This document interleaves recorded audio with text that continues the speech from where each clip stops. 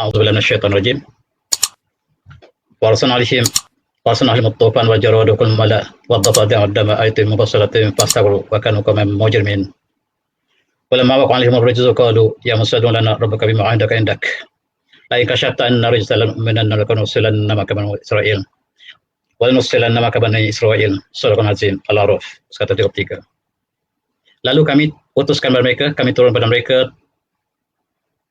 taufan, belalang dan kutu, katak, darah, ayak-ayak yang berseri berpisah-pisah.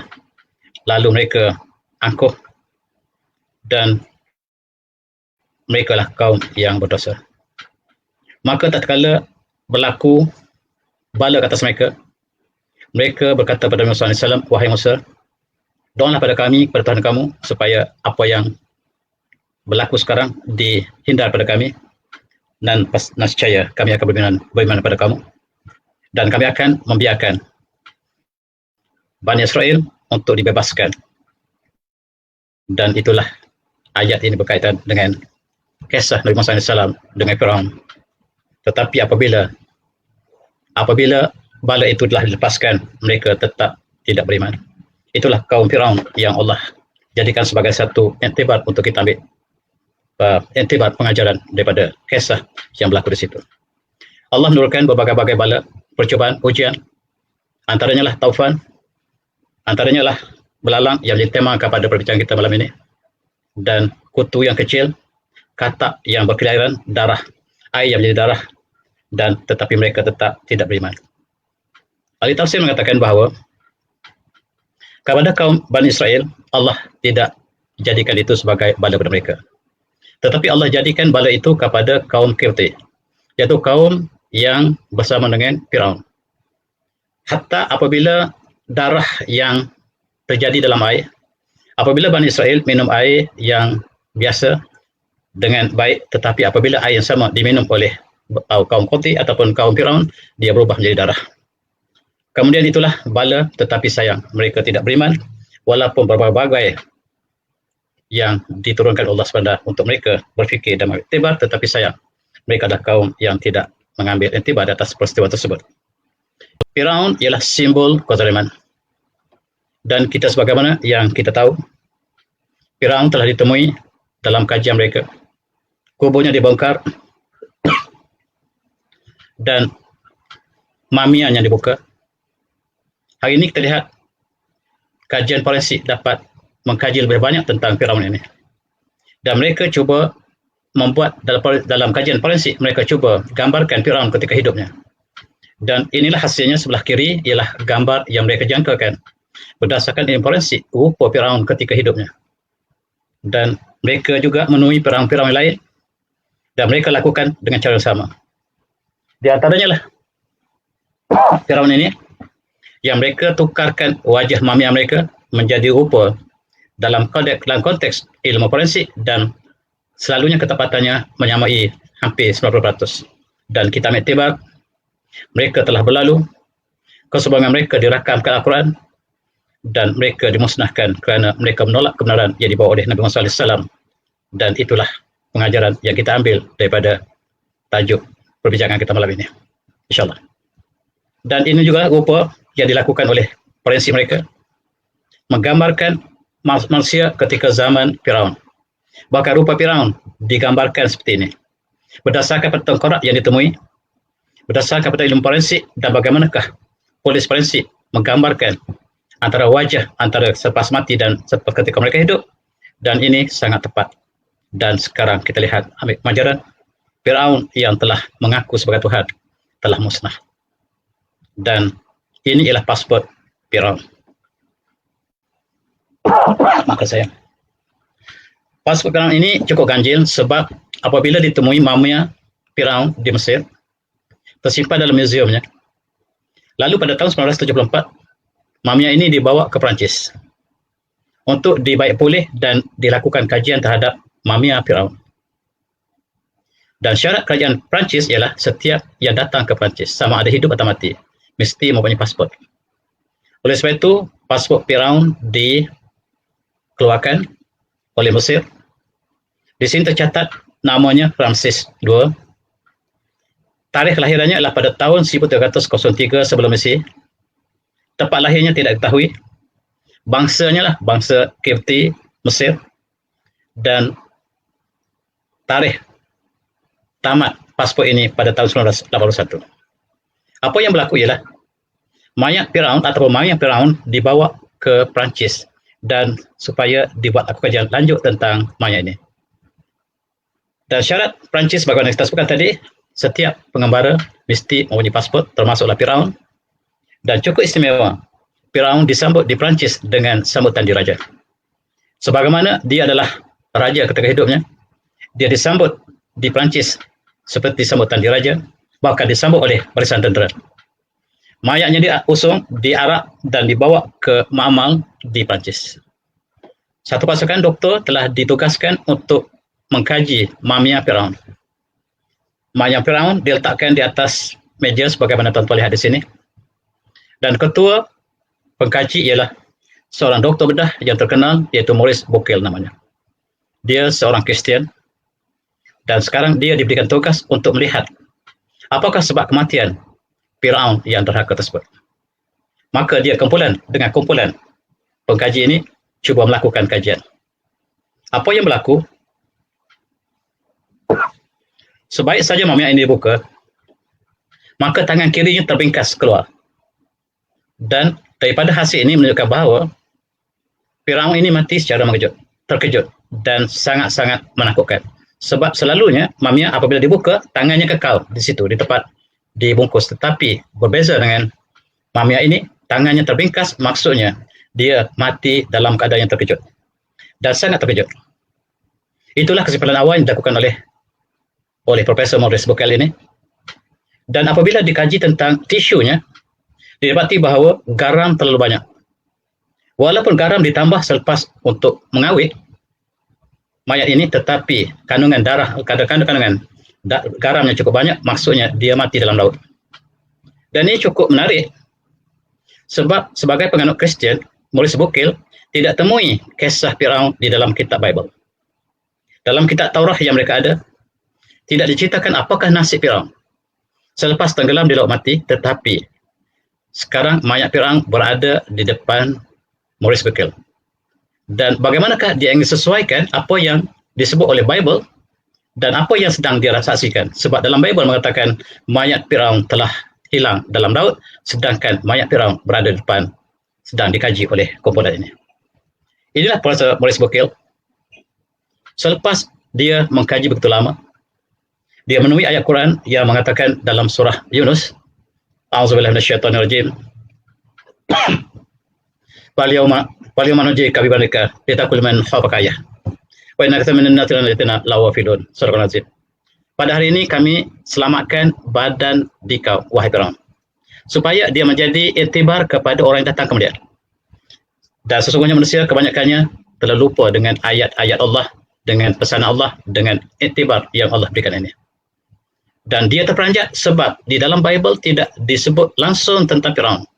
Firaun berakhir di laut mati ataupun di laut merah. Tetapi Al-Quran mengatakan badan Firaun diselamatkan oleh Allah. Tujuannya sebagai mengambil iktibar tentang peristiwa yang berlaku bersama Nabi Musa. Supaya manusia datang kemudian mengambil iktibar dan dia termenung sebab selama ini dia mengatakan bahawa Al-Quran ialah walhamdulillah ditiru daripada Bible. Hari ini apa yang Bible tidak disebut Al-Quran dan tepat berada depan mukanya, dan hasilnya dia mengucap syahadah. Dia mengucap syahadah, asyhadu an la ilaha illallah wa asyhadu anna Muhammadar Rasulullah, hanya semata-mata dia mengkaji tentang mayat Firaun. Selepas dia yakin bahawa mumia yang berada depannya adalah mayat Firaun, dan apa indikasi mayat ini, punca kematiannya adalah lemas, dan Allah menyatakan bahawa dia akan selamatkan jasad Firaun, maka segera Maurice Bucaille telah beriman. Itulah tuan-tuan. Kita lihat inilah yang Allah sebut falyawma nunjika bibanika litakul man khafaka ayah wa inna katsiran minan nasi ayatina lawafilun. Tangannya terbingkas apabila dibuka dalam mayatnya, menunjukkan bahawa dia mati dalam keadaan yang sangat-sangat terkejut. Bukan dalam kematian biasa, dan inilah memberi indikasi kepada pengkajinya bahawa dia adalah Firaun yang dimaksudkan oleh Bible mereka. Dan dengan kajian itu, Maurice Bucaille menulis buku yang terkenal The Bible, The Quran and Science, dan Moses and Pharaoh in the Bible, Quran and History. Dan inilah tokoh yang cuba mengkaji Al-Quran dengan arkeologi. Mengkaji antara bukti arkeologi bersama Al-Quran yang ditempelak oleh sebahagian pengkaji ataupun umat Islam yang mengatakan Al-Quran tidak boleh dibandingkan dengan sebarang ilmu. Tetapi apa yang dilakukan oleh Maurice Bucaille ialah dia yakin apabila dia mengkaji secara komparatif di antara arkeologi, forensik dan juga Al-Quran, dia mengkaji Bible dan mengkaji sejarah, dan akhirnya dia membuat kesimpulan bahawa Al-Quran ialah kitab suci yang diturunkan oleh Allah SWT kepada manusia. Dia yakin melalui kajian yang dilakukan ke atas Firaun. Demikian juga dia mengkaji dengan Al-Quran selepas dia memeluk Islam. Dia mengkaji tentang embryologi sebab dia adalah seorang doktor pakar dalam bedah, dan dia menulis dalam Bible, The Quran dan Science, barangkali diterjemahkan dalam banyak bahasa, yang menimbulkan kontroversi yang besar di dunia hari ini. Dan tuan-tuan, apabila dikritik, sebenarnya apa yang berlaku kepada Maurice Bucaille ialah satu contoh bagaimanakah dakwah kajian komparatif di antara arkeologi, forensik dan Al-Quran ini dilakukan oleh umat Islam, bukan Islam, yang akhirnya beberapa tokoh lain juga turut sama seperti Maurice Bucaille, antaranya lah Profesor Arthur Allison, sebagaimana kita sebut dalam kuliah lepas barangkali. Dia juga mengkaji Al-Quran. Dia tidak berniat untuk mengkaji Al-Quran, tetapi dia mengkaji tentang tidur. Dia dapati bahawa apabila seorang itu tidur, maka gelombang yang keluar daripada elektrik yang keluar daripada otaknya telah asalnya sebuah impuls. Apabila tidur, satunya akan hilang. Dan apabila dia membaca dengan surah berbanding Al-Quran, dan dia telah memeluk Islam. Tuan-tuan yang berminat, dalam kuliah saya yang berkaitan dengan malam yang syahdu, saya menceritakan tentang tokoh ini. Begitu juga Profesor Gary Miller. Dia tokoh yang sangat menentang Islam. Bahkan dia mencabar Ahmadiyat. Dia berdebat dengan Ahmadiyat, tetapi dia kalah pada tahun 1974. Kemudian dia cuba mengkaji kesalahan yang ada Al-Quran kononnya, walzubillah, tetapi akhirnya dia terpegun, dan dia juga mengerti Maurice Bucaille telah memeluk Islam kerana mengkaji antara komparatif dan Islam, antara sains dan Al-Quran. Begitu juga Profesor Jeffrey Lang yang mengkaji Al-Quran berdasarkan kepada falsafah falsification. Falsification ini ialah satu kaedah saintifik untuk menunjukkan dia palsu. Dia lakukan pada Bible bahawa dia dapat buktikan Bible bukan tulis. Dia lakukan kepada Old Testament, dia lakukan pada The New Testament, dia dapati bahawa ayat-ayatnya bercanggah satu sama lain. Kaedah ini dipanggil falsifikasi. Falsifikasi dalam konteks saintifik. Dan dia lakukan perkara sama kepada Al-Quran, dan dia gagal. Dan apabila gagal menggunakan falsification, maka dia terus memeluk Islam dengan hidayah Allah. Dan tiga cokoh inilah orang yang mengikuti Maurice Bucaille, dan orang yang mengkritik. Kita lihat bagaimanakah orang bukan Islam tertarik dengan Islam, antaranya adalah dengan kajian komparatif yang saya sebutkan tadi. Dan tuan-tuan yang bersaudara Islam, jangan kita condemn kaedah yang digunakan oleh mereka, sebab kaedah hidayah dapat daripada berbagai cara, dan umat Islam yang sudah yakin dengan kebenarannya, maka teruskan, tetapi jangan kita condemn orang lain yang melakukan pada yang sama, dan dia mendapat hidayah daripada kajian dilakukan oleh mereka. Tuan-tuan yang saya hormati, Firaun dalam konteks mereka sangat zalim. Gambar yang didapati di dinding piramid menggambarkan kezaliman keluarga Firaun yang membunuh ataupun yang menyeksa rakyatnya, termasuklah Bani Israel. Bagaimana Bani Israel telah sampai ke Mesir? Bani Israel datang ke Mesir ketika zaman Nabi Yusuf AS. Sebagaimana kita sebut dalam kuliah lepas barangkali, adik-adiknya yang 11 orang bersama dengan ayah dan maknya, ayah bondanya, datang ke Mesir dan membentuk satu keluarga yang besar, sehinggalah mereka ditindas ketika zaman Nabi ataupun ketika zaman Firaun. Dan ketika itulah Nabi Musa diutuskan Allah SWT untuk membawa mesej kepada Firaun serta menyelamatkan Bani Israel daripada Mesir untuk dikeluarkan, dan kisahnya panjang sebagaimana disebut dalam surah Al-Baqarah dan surah-surah lain. Begitu juga kita lihat dalam sejarah kezaliman yang dilakukan oleh Firaun ini dinyatakan oleh Al-Quran, dinyatakan oleh sejarah. Dan inilah yang dikaji oleh Maurice Bucaille untuk melihat bagaimanakah pertemuan di antaranya, dan dia berakhir dengan kebenaran. Dan itulah kita lihat, ini mereka temui roti yang dibuat ketika zaman Firaun lagi. Roti ini ditanam dalam kubur Firaun, tetapi selepas 3,000 tahun lebih didapati bahawa roti ini tidak sempat dimakan oleh Firaun lagi. Bahkan Firaun digali oleh orang sebelum dia sempat makan rotinya ini. Dan itulah perjalanan mereka. Dan roti ini cukup menarik, tuan-tuan. Masih kekal sifat asalnya. Apakah ramuan? Dan inilah sedang dikaji oleh pakar-pakar kajian saintifik untuk melihat apakah jenis ramuan roti ini sehingga dia boleh bertahan selama 3,600 tahun. Dan apabila digali, masih lagi intek sebagaimana rupa asalnya, walaupun dia telah keras, tetapi dari segi teksturnya masih kita dapat perhatikan dia adalah roti yang masih lagi boleh diperhatikan sifat asalnya. Subhanallah. Tuan-tuan, kaum Firaun, kaum yang degil, menentang kebenaran.